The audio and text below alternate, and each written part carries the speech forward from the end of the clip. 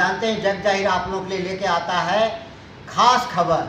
जिन खबरों से आप होते हैं बेखबर, वो खबरों को लेके आता है जग जाहिर खास खबर। ऐसे ही मैं आज आपको रूबरू करवा रहा हूँ ऐसे महाराज से जिन्होंने अभी सुर्खियों में आए थे कि जनहित के लिए, सनातन को बचाने के लिए इन्होंने पानी के टंकी पे चढ़ गए थे और इनको मुख्यमंत्री जी ने मिलने का समय दिए थे और मुख्यमंत्री जी से अभी तक इनको नहीं मिलाया गया था। तो क्यों पानी के टंकी पे चढ़े थे? और आगे इन्होंने लिखे हैं ऊपर कि हे राम, सनातन पे हमला आखिर क्यों? तो सनातन पे एक तो हमला हो रहा है और दूसरा केंद्र में नरेंद्र मोदी की सरकार है जो हिंदू की बात करती है, सनातन बचाने की बात करती है और सनातन को फैलाने की बात करती है।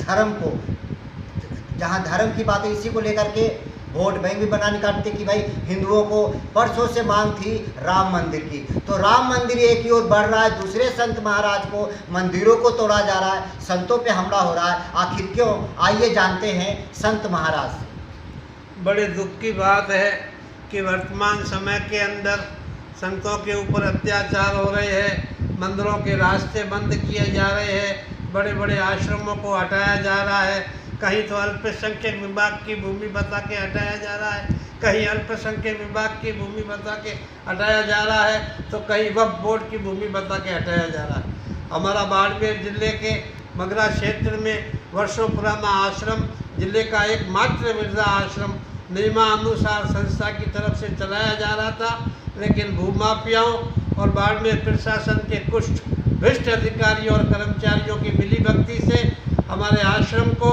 जो पूर्ण रूप से संचालित था बुजुर्गों की सेवा में, उसको अल्पसंख्यक विभाग का आश्रम और ज़मीन बचाते हुए हमें वहाँ से बेदखल किया गया, गैर मौजूदगी के अंदर आश्रम को हटाया गया।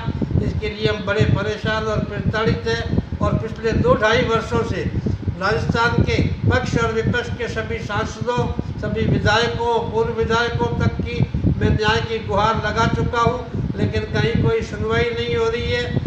इसलिए पिछली 19 सितंबर को हम पानी की टंकी के ऊपर चले अपनी जीवन लीला समाप्त करने के लिए। जब ये बात कार्यालय सीएमओ तक पहुंची तो सीएमओ ने पुलिस अधिकारियों को आदेश दिए, पुलिस अधिकारी आए और मुझे समझा बुझा के नीचे उतारा और ये पूर्ण आश्वासन दिया कि कल आपको मुख्यमंत्री साहब से मिलवा देंगे। लेकिन आज 10 दिन हो गए हैं, मुझे मुख्यमंत्री साहब से नहीं मिलवाया जा रहा है। मैं बड़ा परेशान और प्रताड़ित हूँ।